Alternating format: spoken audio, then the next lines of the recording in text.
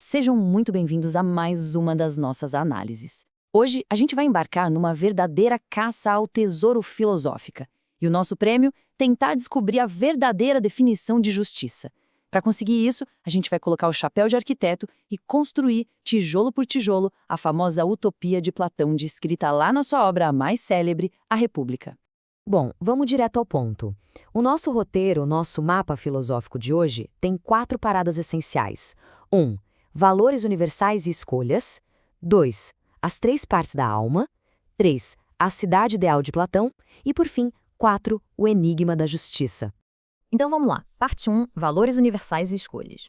O primeiro passo dessa nossa investigação pede para a gente olhar para a raiz da coisa toda. Pensem comigo. O que exatamente dita as coisas que a gente valoriza? O que impulsiona as nossas ações e decisões todos os dias? Se a gente parar para pensar, como é que a gente determina na prática se uma atitude é certa ou errada, se ela ajuda ou atrapalha a vida em sociedade? É um belo de um quebra-cabeça, né? Olha só como essa imagem ilustra bem o que eu estou dizendo. É uma cena do filme Alexandria, que mostra a filósofa Hipátia e o seu escravo Davos bem no meio de uma teia super complexa de escolhas. Captura perfeitamente aquele conflito clássico, a tensão eterna entre a fé e a razão. Desde o comecinho dela, a filosofia faz exatamente isso. Pesa os prós e os contras de valores que batem de frente para tentar decidir o que pesa mais numa determinada situação. E é aqui que a gente esbarra numa baita tensão intelectual. De um lado do ringue, a gente tem Platão, batendo o pé e defendendo que valores como felicidade, justiça e virtude são universais.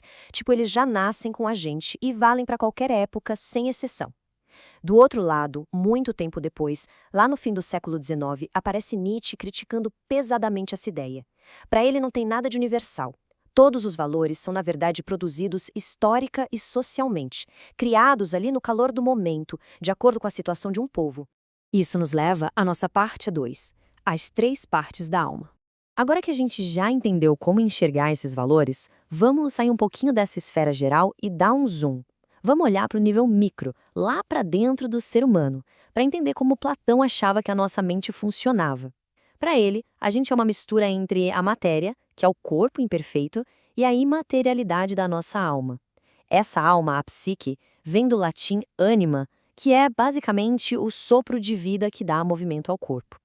A sacada de Platão é que ele dizia que a nossa alma morava num mundo perfeito, o mundo das ideias, mas quando caiu no mundo físico e entrou no corpo, meio que deu um branco nela. Ela sofreu um processo de esquecimento. E é exatamente por isso que a gente precisa da educação, para relembrar a verdadeira natureza perfeita da nossa alma. E olha que genial, Platão não deixou isso só voando num campo abstrato, ele mapeou isso no nosso corpo. Ele ancorou a complexidade da alma diretamente em espaços físicos da gente. Na visão dele, nós possuímos 3 almas distintas, ou 3 partes de uma mesma alma, e a mistura dessas 3 é o que dita o nosso temperamento. Vamos destrinchar isso aqui. Primeiro, a gente tem a parte racional, que fica na cabeça e cuida do pensamento e da moderação. Depois, descendo um pouco, a parte irascível, no peito, que é a dona da ira, das emoções e da defesa do corpo. E lá embaixo, a parte concupiscente, no ventre, que é a fonte dos nossos desejos físicos e das paixões. E olha, essas partes vivem brigando entre si. Tem uma história famosa da obra de Platão sobre um cara que, voltando para Atenas, vê uns cadáveres jogados na estrada. A razão dele, grita, não olha para isso, mas o apetite mórbido é mais forte, ele perde a luta contra o desejo, arregara os olhos para os corpos e grita, malditos desejos perversos, divirtam-se. É a prova definitiva de que a nossa razão e os nossos instintos adoram um conflito. Bom, chegamos à parte 3, a cidade ideal de Platão. Agora a gente vai pegar esse projeto arquitetônico da mente, que a gente acabou de ver no nível individual, e vai dar um zoom out para o nível macro. Vamos aplicar isso na sociedade inteira. Essa imagem renascentista incrível aí na tela é de Calípolis, a cidade bela que o Platão idealizou. Repara na simetria. Não é por acaso não, essa estética toda perfeitinha tá aí para ensinar pra gente que uma cidade justa não é feita de ostentação ou opulência, mas sim de harmonia e equilíbrio. A lógica dele era, a pobreza extrema impede o trabalho, e a riqueza excessiva deixa a galera preguiçosa. Então o verdadeiro bem-estar social precisa de proporção. E como ele mantinha esse equilíbrio todo? Dividindo a galera de acordo com o temperamento natural de cada um. Quem tinha a alma racional como dominante virava rei filósofo, o administrador da parada. E detalhe, um detalhe super chocante para a época. Para garantir que eles governariam focado só na justiça e não no próprio bolso, eles tinham que abrir mão de qualquer propriedade privada e até da família tradicional. Abaixo deles, a galera da alma irascível. Essa turma virava os guerreiros corajosos, os guardiões focados em defender a cidade com unhas e dentes. E para completar a estrutura, a gente tem o grupo guiado pela alma concupiscente. Como eles são naturalmente movidos por desejos materiais, lucro e paixões, são a escolha óbvia para a classe dos produtores. São os nossos agricultores, artesãos, os comerciantes. Eles trabalham com liberdade econômica para produzir e suprir todas as necessidades práticas e materiais que a cidade precisa. E é aqui que a cabeça de muita gente explode. Olha a clareza dessa tabela, olha a simetria perfeita que o Platão cria. A gente tem a biologia dividida em cabeça, peito e ventre. A psicologia em racional, irascível e concupiscente. E a política, formada por filósofos, guerreiros e produtores. Tudo milimetricamente alinhado. O que funciona para deixar o indivíduo bem equilibrado é exatamente a mesma receita que funciona para o bem do Estado. E agora, o nosso último ponto, parte 4, o enigma da justiça.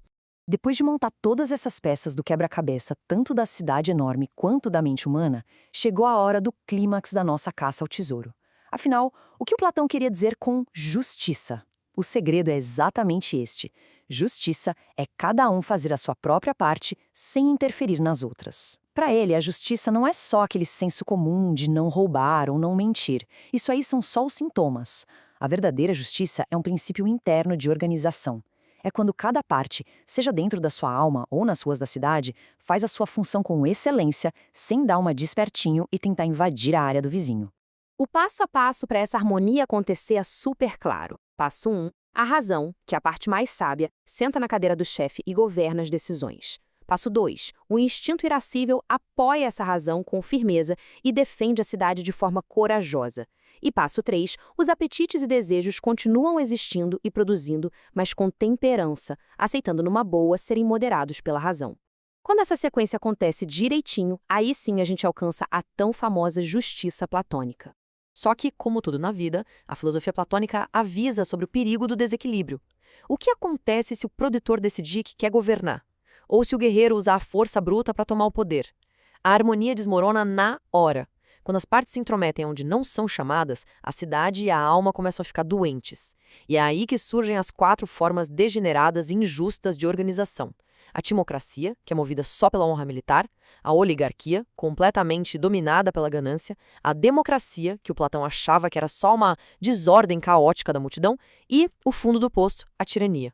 E isso deixa a gente com uma provocação gigantesca para encerrar essa nossa análise. Se a gente olhar para a estrutura política do mundo de hoje, ou melhor, se a gente se olhar no espelho e analisar como andam as coisas dentro da nossa própria alma, será que a gente realmente vive essa harmonia do Platão? Será que a nossa razão é que está no controle dos nossos desejos e das nossas emoções? Fica aí o desafio de pegar essa bússola de mais de 2000 anos e dar uma investigada no nosso próprio governo interno. Muito obrigado por acompanharem a gente até aqui. Continue sempre buscando conhecimento e até a próxima.